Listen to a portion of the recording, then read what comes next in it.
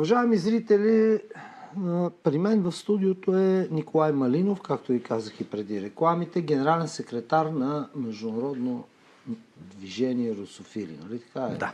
Генерален секретар.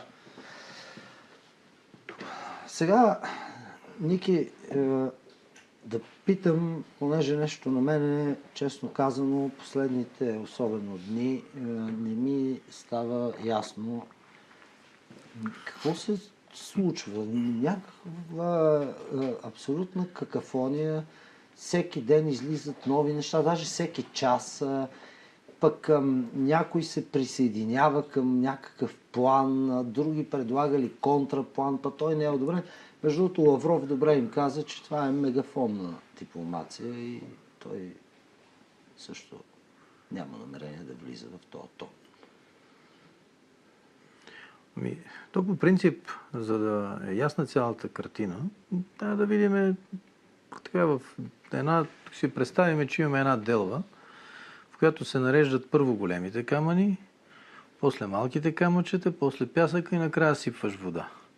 Защото иначе, ако сложиш първо пясъка, няма място за големите камъни, няма място за другите неща. Така че, изяснявайки случката, трябва да видим първо как стоят големите камъни, големите играчи, които не са обект на някаква политика, а са обект, защото те са хората, които решават нещата, какво и как да се случва. Само да уточним, извинявай, има някакъв проблем в това отношение. Създава се едно усещане, че много малки камъчета са се взели за огромни кънари. Точно за това. За това се опитвам, защото въпросът така прозвуча, че в тази какафония и мегафонна дипломация да се опитаме да подредиме големите камъни. Затова се опитвам, за да може да има някаква яснота за зрителите преди всичко. Поне моята така горе-долу експертна позиция и все пак добре информиран.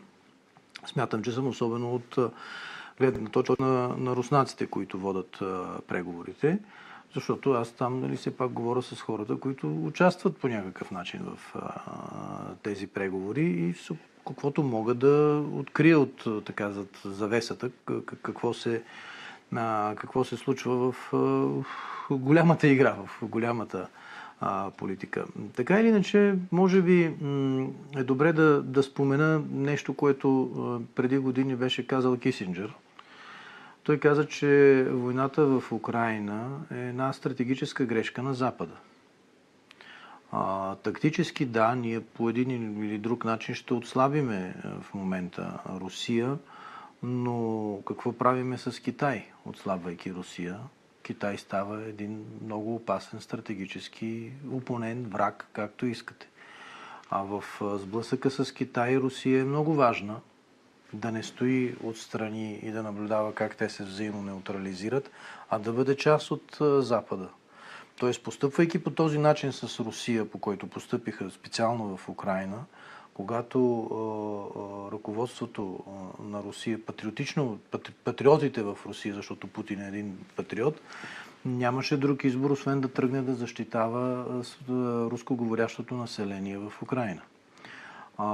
Ние сме свидетели на това, че миналата седмица, пак нещо от големите неща, Европейския съд по правата на човека осъди Украйна за геноцида над рускоговорящото население от 2014 година.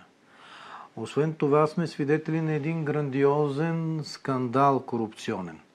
Всички тези моменти, те не стават без Америка и без така наречената дълбока държава. Тоест, опита Украйна да бъде поставена на колене, както говорят някои от държащите мегафони, не е просто някаква прищявка на Путин. Защото тези странични моменти, които току-що казах, Съда по правата на човека и ултимативният тон със срокове на Доналд Тръмп и корупционния скандал, който се разду. Всичко това е за да бъде Украйна притисната и да бъде сложена в ъгъла на стената, защото Доналд Тръмп и Путин и Си Цзинпин, и всички имаше онзи ден за пръв път, откакто Си Цзинпин е ръководител на Китай, той се обади на американския президент. Преди 3 дена ли, преди 2 дена ли беше? Преди 2 дена, да. Да. Значи Като Тръмп написа, че са провели добър разговор, т.е. за него всички разговори са добри. Той така прави, но големите... но са обсъждали Украйна. В това число.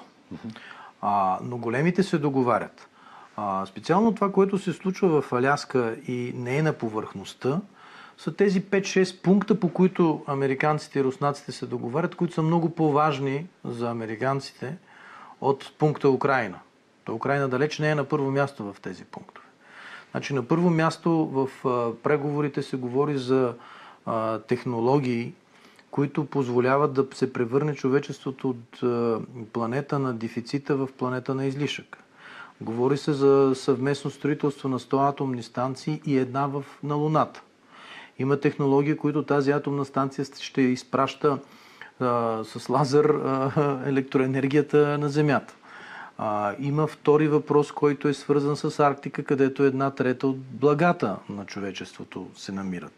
Има трети въпрос, който е свързан с Северния морски път, който е 12 000 км по-кратък от Южния и много по-безпроблемен и от гледна точка на проблемните точки, и от гледна точка на това, че и Суетския канал и на Гибралтар се държи от англичаните. Далеч интересите на Америка и на Англия не съвпадат по много от проблемите. Има четвърти въпрос, който е свързан с газа и с нефта. По този четвърти въпрос се намира обща консенсус, че доставките ще върват основно през Америка и частично през Индия. Америка по друг начин притиска Индия в момента. Доставките за кого?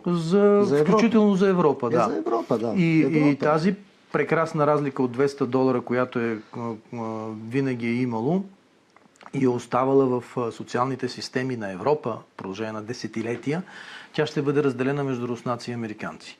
И в газта, и в нефта. Затова не се очудвайте, когато транспортни коридори преминават към Америка, когато логистични коридори преминават към американците и отслабват нещата отношение на руснаците. Това са основополагащи неща. Плюс темата на какво ще се случва с Европа.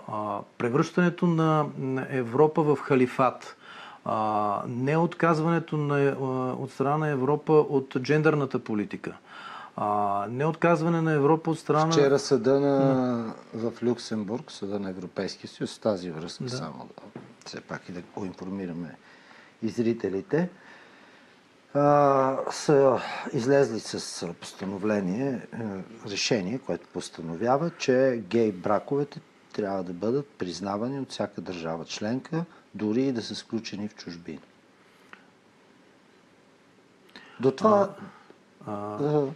Да. Потвърждение тази деградация на Европа е също част тази деградация на Европа също е част от този голям пъзъл. Защото при всички положения Доналд Тръмп трябва да бъде разглеждан като американски патриот, така както Путин е руски патриот, така както Си Цзинпин е китайски, така както Моди е индийски. И тези патриоти създават един друг глобален свят. Той пак ще е глобален. Никой няма да забрани пътуванията, обмените на стоки, на хора, капитали, но Урсула въведе 19-ти пакет санкции, забрани ми да пътувам. Тя въведе, обаче, разбирате ли, направих си труда да влеза в изкуствения интелект преди месец, може би, да видя какво е участието на Европа в брутния продукт световен. Ами за няколко десетилетия, за 3 десетилетия от 4 се е спаднал на 14 миналата година. Тоест, нали, тази мегафонната дипломация, тя е нещо много хубаво, обаче ти вече си 14%, пък беше 40%. Тя може да е хубаво, но не кореспондира с реалността. Тоест, от всичко това, което казвате, аз разбирам, че нещата са много по-дълбоки, много по-мащабни и Украйна, Зеленски и европомагачите в момента са една пречка. Не случайно има един пункт, който никой дори не го оспорвам след 100 дена избори. Значи не разбирате, че тази мръсна вода ще изтече? Тоест, като изтече в Киев, мръсната включително вода, оттам мисля, че ще почне и гравитачно ще слезе и насам, ще отмие западните брегове на Атлантика, нали? На Португалия ще приключи. Ако говорим конкретно за България, България е много ключов играч в тази геополитическа игра, защото... Ключов играч са кукловодите на тукашните тези компрадори. кукловоди, които продължават да се кланят по някакви непонятни причини на демократите и не виждат, че все пак републиканците в момента управляват Америка и с това трябва да се съобразяваме, защото републиканците, патриотите, тези, които в момента са на власт в Америка, така ли, че ще продължават да помагат на патриотите в цял свят. Ще продължават да помагат, виждате отношенията към Орбан. Изобщо тези острови на... Орбан е една Унгария, малка страна, без излъз на море, ще е домакин на срещата Путин и Доналд Тръмп. Орбан се превърна в световен лидер, нищо, че е малка Унгария. За това говоря. Цял свят знае нещо стана дума за нашите политици. Кой е чувал за Желязков? Когато се държиш достойно... Кой е чувал за Желязков? Съответно те уважава. Или Рая Назарян отишла на кримска платформа с някакъв Стефанчук, председател на нека да продължим с големите камъни, да не влизаме в песачинките. Добре, по-добре. Нали? Значи, когато имаме острови на нормалност в Унгария, в Словакия, Чехия вече премина към патриотическата фамилия или семейство в Европа. Една Сърбия, в която има голями сблъсъци в тази посока. България става ключов играч от гледна точка на връзката с Русия. Защото през България, не през Черна гора или през Румъния, може да бъде изграден този клин на нормалност, който да влезе в следващия, след украинския проект за отслабване на Русия, който е Триморието.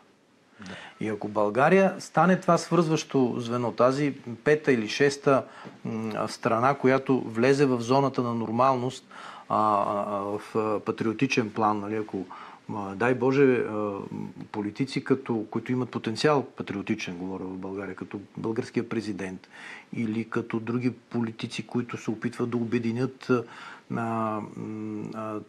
това количество маса, огромна хора, което е срещу това статус-кво, което в момента имаме в България. България действително може да вземе една много интересна и ключова роля на това, което е отсъдено, извинявайте, че ще го кажа, от Бога. Ние сме трансмисия били винаги между изтока и запада. Няма що да се извиняваме. И ние много добре... Ние сме православни християни. Ние сме успявали да бъдем тази трансмисия и по време на Първото българско царство, и по времето на Второто българско царство. Тази трансмисия между духовното на изтока и прагматичното на запада, всичко, което е свързано с кирилицата, с православието, с традиционните ценности, много важен елемент се добавя в цялата преговорна рамка, добавя се елемента на неделима безопасност. Спора беше дали да е солидарна, дали да е справедлива. Големите решиха, че ще е неделима безопасност, защото ние като малка страна, тази неделима безопасност за нас е много важна. Тя означава, че безопасността трябва да бъде еднаква за Русия, за Украина, за България, за Унгария. Сигурността. Това са много важни неща, които са на масата на преговорите за следващия свят, който се подготвя след 80 години ООН-центричен свят, създадено от Ялтинско-Потсдамската система. Той има своите кусори, но този свят 80 години запази мира. Сега здравите сили в света, нали, се опитват да създадат тази нова система и тя ще бъде върху тези основополагащи принципи, традиционни ценности, силна държава, многополюсен свят и неделима безопасност. Това са основните неща и механизми, които се изграждат. Вие виждате, Америка не замина в Г-20. Изобщо не отиде да участва в формата Г-20. За тях този Си Цзинпин го нямаше. Да, за тях това голямо 20. Мерц говори от името на Г-20. За тях това е изчерпан модел. Другото за войната и мира. Забелязвам, че бюджета на Русия за до година е с по-малък военен бюджет, отколкото тази годишния, което означава, че за мира са се разбрали. То на фронта нещата са ясни. Прави ми впечатление, че немския бюджет е с 38% по-голям обаче. Което, повярвайте ми, няма как да се харесва на Америка. Ще ви преоткрия и още една тайна, може би за много от българските зрители. Патриотична Америка не е във възторг от влизането на България в еврото.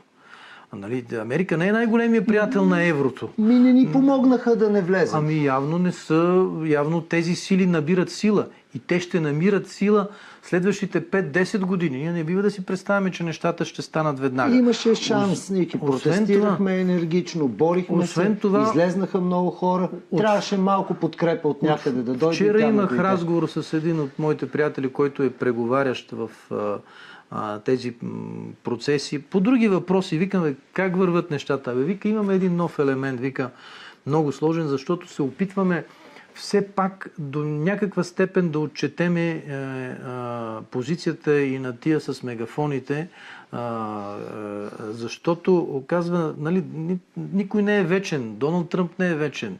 Изобщо тези патриотичните сили не са вечни. Трябва ние така да направиме балансите, че да можем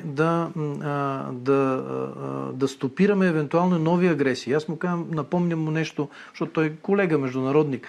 Викам да не направите обаче като 75-та година. Той вика, какво имаш предвид? Викам, след като вие победихте, след като във Виетнам победи нали, източния блок победи западния и ставаше дума за евразийска система за безопасност европейска, вие поканихте американците и се роди евроатлантизма, роди се хуманизма, роди се идеята за неделимата безопасност и след това те започнаха крачка по крачка всичко това да го нарушават. Хелзинки. Да, той вика да и 90-та година, 89-та, 90-та Запада постъпи по един безпрецедентно грозен начин спрямо нека да са опоненти, нека да са врагове. Но ти като ги поставиш на колене, сега реконтра се получава това, което в момента наблюдаваме. И затова казвам, много добре внимавайте с системите за безопасност и с балансите, които правите. Защото викам, престанете, имате и опита и на Суворов, който казва, не го ли убиеш врага до край, нали? Пак ще има война. Викам, престанете с тях да се договаряте. Защо постоянно се договаряте с превратаджи и с тези, които ви желаят смъртта? И с колаборационисти. Нали, той вика, и тази логика има право на живот. Викам, защото той ми вика нов елемент, нови проблеми. Нали, викам, не се занимайте с тях, бе. Договаряйте се големи и си прокарвайте някаква своя линия. Какво ще се договаряте с тях? Те все едно ще ви излъжат. Имат опита на 14 и 15 година. Те ви излъгаха и 14-та година ви излъгаха Мински споразумения 1 и 15-та ви излъгаха Мински споразумения 2. Защо го правите всичко това? Което Тръмп много ясно каза. Ма вие не искате да се договаряте. Мелате след 3 месеца, тогава ще се договаряте при други условия. Ма той сега пак така им каза. Точно така. Той сега го след каза. Аляска им го каза, да. И сега пак им го казва. Само, че сега не им казва елате след 3 месеца, им казва следващия месец нещата ще са още по-лоши. И нещо, с което ще приключа с големите камъни. Америка на Доналд Тръмп, която явно не е вечна, но в момента тя постави един много интересен вектор ли, азимут ли, както искате може да се използва. Той говори за атлантизмо-антарктизъм като противовес на евроатлантизма. Не, с евроатлантизма е свършено. Нали, говоря за големите камъни. И когато ги наслагаме тия големи камъни, и виждаме колко е голям залога изобщо.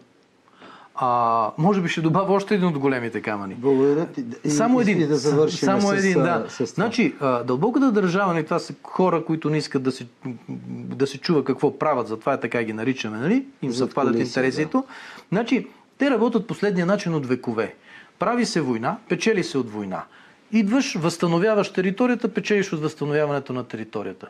Патриотите в Китай, в Русия, в Америка и в Индия, които сега са на власт, това не ги устройва. Не го искат. Те са противовес и тушират. Вижте Путин какво прави. Казахстан миналата седмица тушира, днеска е в Киргизия, за да не гръбне Средна Азия, която я подготвят. В стратегически план това са много важни стъпки. Така мисля и аз. Благодаря ти, беше интересно и ще дойдеш пак. Нека от сега така да кажем след един месец, да видим докъде ще е стигнала подредбата в делбата. Става ли така? Става. Добре, благодаря ти. Уважаеми зрители, това беше Николай Малинов, генерален секретар на Международно движение Русофили. Желая ви лека и спокойна вечер до следващата сряда.